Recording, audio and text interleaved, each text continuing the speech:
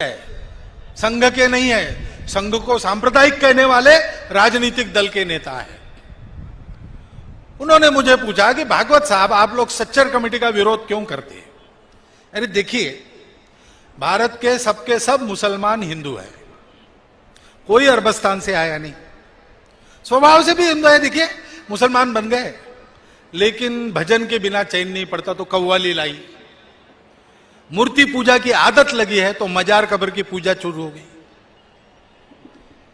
अब उसको अगर ये समझ में आ जाए भारत के मुसलमान को कि हमारी केवल पूजा पद्धति बदली है, वैसे तो हम हिंदू ही है, हिंदू पूर्वजों के वंशज है और हिंदू संस्कृति की विरासत है, हिंदू स्वभाव ही हमको मिला है, तो सारा झगड़ा खत्म हो जाएगा। उसके लिए उनको शिक्षा देनी चाहिए और शिक्षा के लिए सच्चर कमेटी चाहिए। तो आप विरोध क्यों करते हैं? मैंने उसको कहा कि महाराज, आपकी सब बात मुझे पूरी मंजूर है, लेकिन आप ये मुझे मत बताओ, आप ये सब अपने देश के मुसलमानों को समझाओ। जिस दिन वो आपकी बात मान जाएंगे, उस दिन हम सच्चर कमेटी का विरोध करने वाला हमारा प्रस्ताव वापस ले लेंगे। और बात सही है। यहां कौन माइनॉरिटी है भाई? यूनो कहती है कि माइनॉरिटी एथनिक होनी चाहिए, रिलीजियस हो नहीं सकती। तभी हो सकती जब रिलीजियस माइनॉरिटी की संख्या उस रिलीजन के संख्या 5% के अंदर हो। अपने देश में दोनों व्याख्याओं में बैठने वाला कोई माइनॉरिटी नहीं है और सब समान पूर्वजों का वंशज है और कहीं जाने वाले नहीं है, उनको जीना मरना भारत में ही है। बस एक ही बात है कि इस देश के स्वभाव में जो उदारता है उसको लेना है, मतांतरण बंद करना है, कट्टरपन छोड़ देना है, बाकी मतों के मानने वालों को हीन बताने वाले उनके विचार में जो अंश है उसको निकाल देना है। भारत के पूर्वजों को अपना मानना, भारत के इतिहास को अपना मानना, भारत माता के लिए जीवन है ये मानना। लेकिन ये वो कब मानेंगे? ये जो अपने आप को हिंदू कहने वाला मानने वाला है, वो अपने संकटों को परास्त कर संगठित कर जब खड़ा नहीं होगा तब तक वो नहीं मानेंगे, क्योंकि वो देख रहे हैं कि हिंदू पिट रहा है, हिंदू लुट रहा है। अपने आप को हिंदू कहने वाले मार खाते रहते, अपने आप को हिंदू कहने वालों में आपस में भेद है, सामाजिक समरसता नहीं है, जाति के भेद पंथ के भेद लड़ते रहते, एक दूसरे को छोटा बड़ा कहते रहते। ऐसे हिंदुओं के साथ रह के क्या करना है?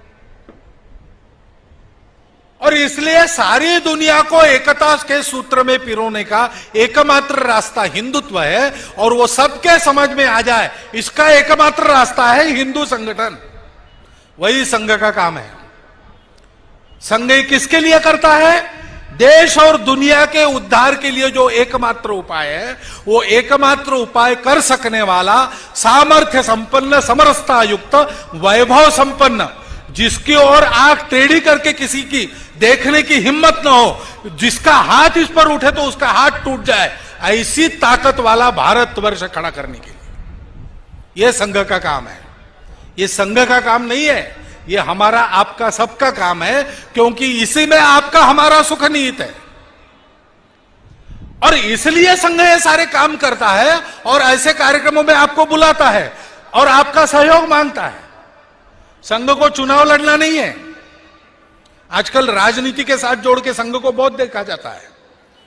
संघ का राजनीति से कोई संबंध नहीं है। मैं भाग नहीं रहा हूं। संघ को अगर राजनीति करनी है तो संघ अपना मालिक है, संघ को भागने की जरूरत नहीं और किसी पार्टी के पीछे छुपने की जरूरत नहीं। लेकिन संघ को जो काम करना है वो राजनीति से हो नहीं सकता। आज की राजनीति समाज को तोड़ती है और इसलिए अपने जन्म से सोच समझकर सब प्रकार की राजनीति करने की ताकत संगठन और कार्यकर्ताओं की होने के बाद भी संघ जानबूझकर चालू राजनीति, पक्षीय राजनीति, चुनाव की राजनीति से दूर रहता है। अब संघ का सामर्थ्य बन गया है तो राष्ट्रहित में देश की राजनीति चले, ऐसा प्रभाव कभी कभी अपने आप पैदा होता है। अपने आप होता है, कहना नहीं पड़ता कुछ। अगर कोई बल संपन्न सच्छील आदमी जो किसी गुंडे की गुंडागर्दी नहीं सहन करता वो साथ में बैठा है तो दो चार गुंडे आएंगे भी, देख के वो सोचेंगे कि यहां गड़बड़ करेंगे तो मार खाएंगे, चुप बैठो, सभ्य आदमी जैसा बैठो। ये अपने आप होता है, करना नहीं पड़ता। इतना बड़ा स्वयंसेवक वर्ग राष्ट्रीय दृष्टि प्राप्त सारे देश में फैल गया है, तो संघ का एक प्रभाव है। और जब कभी उसका उपयोग करना आवश्यक होता है, संघ जरूर करेगा, राष्ट्र हित में, पक्ष हित में नहीं, व्यक्ति हित में नहीं, संघ हित में भी नहीं, राष्ट्र के हित में इतनी प्रचंड स्वयंसेवकों की शक्ति निष्क्रिय बैठने नहीं देगा संघ, उसका जरूर उपयोग करेगा।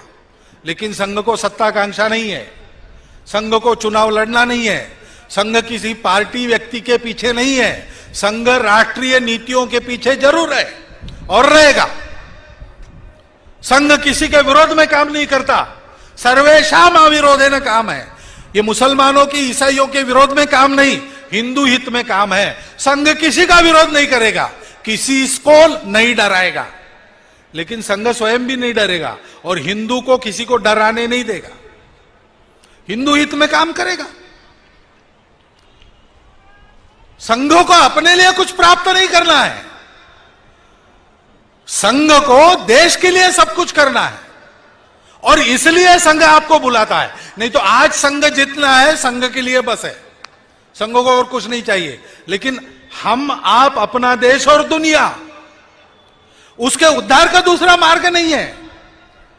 और इसलिए यह आह्वान संघ का सारे समाज को है कि संघ के कार्य के इस मर्म को समझिए।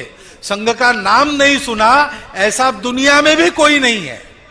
हर सोचने समझने वाला आदमी आरएसएस का नाम जानता है, लेकिन आरएसएस के काम को समझिए, केवल कार्यक्रमों पर मत जाइए। इन कार्यक्रमों के माध्यम से संघ जिस विचार को उत्पन्न करता है लोगों के मन में, और उस विचार के अनुसार व्यवहार करने वाला बलिष्ठ मन, शरीर, बुद्धि तैयार करता है। उस मर्म को समझिए और उस मर्म को समझकर संघ के केवल हितैषी बनकर काम नहीं चलेगा। संघ के संस्कार को संघ के कार्यक्रमों में आकर प्रत्यक्ष ग्रहण करते हुए संघ के सहयोगी कार्यकर्ता बनना पड़ेगा। खुला दरवाजा है संघ का, कोई छुपा काम नहीं है, कोई सीक्रेट नहीं है। हाँ, एक फॉर्म है, उसके अनुसार हम चलते हैं। दरवाजा खुला है, मन मर्जी आप आ सकते, मन मर्जी वापिस जा सकते, कोई डिसिप्लिनरी एक्शन वगैरह नहीं है, सब मन मर्जी का काम है। आइए 2 साल देखिए, 2 साल में अगर आपके ध्यान में आ गया कि आज मैंने भाषण में जितनी बातें कही उसमें से एक बात गलत है, तो आपके मर्जी के अनुसार आप बाहर जाने के लिए स्वतंत्र हैं। लेकिन दावे के साथ मैं आपको कहता हूं, पहले साल में आपको इन सब बातों की प्रत्यक्ष अनुभूति संघ में मिलेगी, भाषण नहीं। संघ के कार्यकर्ताओं के, स्वयंसेवकों के व्यवहार से इस बात का प्रत्यक्ष साक्षात्कार आपको मिलेगा। और इसलिए देश दुनिया की समस्याओं का निवारण करने के लिए और स्वयं का जीवन अच्छा बनाने के लिए यह जो आज उपलब्ध दुनिया के लिए एकमात्र रास्ता है, उस रास्ते के सहयोगी पथिक बनने का आह्वान करता हुआ मैं अपने 4 शब्द समाप्त करता हूं।